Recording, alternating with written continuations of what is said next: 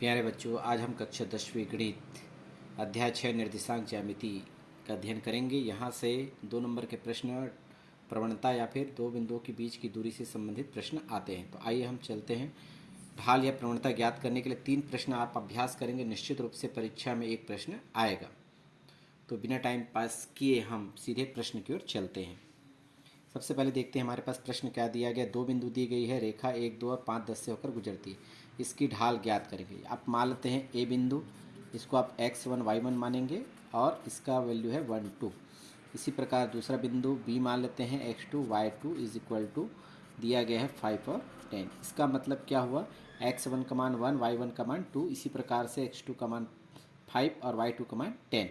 हमारे पास ढाल या प्रवणता उसी को कहते हैं, है ना। यहाँ ढाल पूछा गया है, इसे m से व्यक्त करते हैं। इसका फार्मूला होता है y2 माइनस y1 बटा x2 माइनस x1।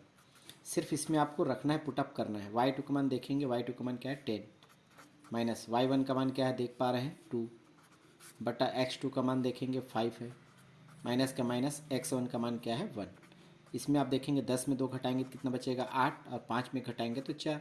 8 बट्टा 4 यानी और कैंसिल हो सकता है, 4 एकम 4 दूनी 8, यानी 2 बट्टा 1, अर्थात इसको हम लिख सकते हैं 2। तो इस तरह से बता सकते हैं प्रवणता क्या होगी, 2 होगी।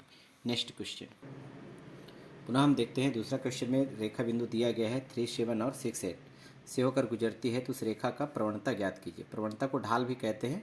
ढाल पूछिए, प्रवणता एक ही फार्मूला लगता है। ध्यान देंगे, पहले को हम ए बिंदु मानेंगे, दूसरे को बी। x1 y1 3, 7 और x2 y2 का मान 6, 8 क्रमशः। तो हमें पूछा गया है प्रवणता। प्रवणता को हम एन से प्रदर्शित करते हैं। फार्मूला भी यूज़ किए थे y2 माइनस y1 बटा x2 माइनस x1। बहुत सिंपल है, ध्यान से देखिए। y2 का मान देख पा रहे हैं, दूसरा वैल्यू है 8, माइनस का माइनस।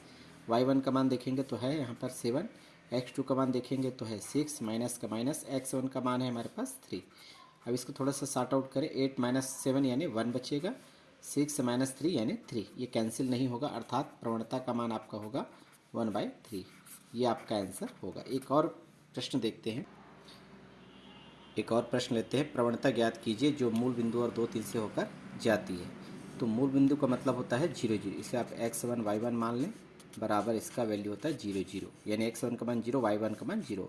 इसी प्रकार दूसरा बिंदु है 2, 3 y2 x2 और y2, यहाँ पर लिखेंगे 2 और 3। इसलिए आप प्रवणता तुरंत ज्ञात कर सकते हैं। प्रवणता m बराबर आप लिखते हैं फार्मूला y2 माइनस y1, और नीचे में आएगा x2 माइनस x1। तो m बराबर आप लिखेंगे, y2 की वैल्यू है यहाँ पर देखेंगे 3, माइनस का माइनस, y1 की वैल्यू है 0, x2 की वैल्यू क्या है आपके पास 2, माइनस का माइनस, x1 की वैल्यू है 0।